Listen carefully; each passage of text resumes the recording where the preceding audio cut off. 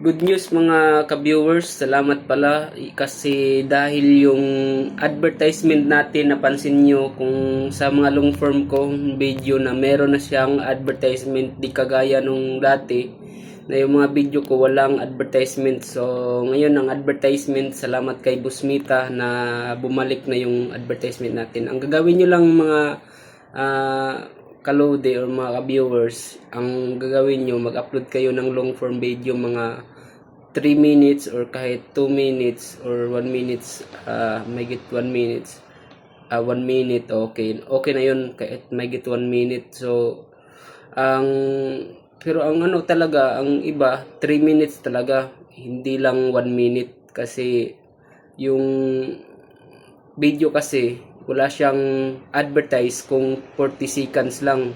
So pang reels lang yan siya. So kung mag-upload kayo ng pang reels, mga 40 seconds lang siya na video. Tsaka araw-araw mag-upload kayo ng video, long form video, tsaka picture at tsaka text para madali kayong ma-boost ni Mita at mapansin Mita.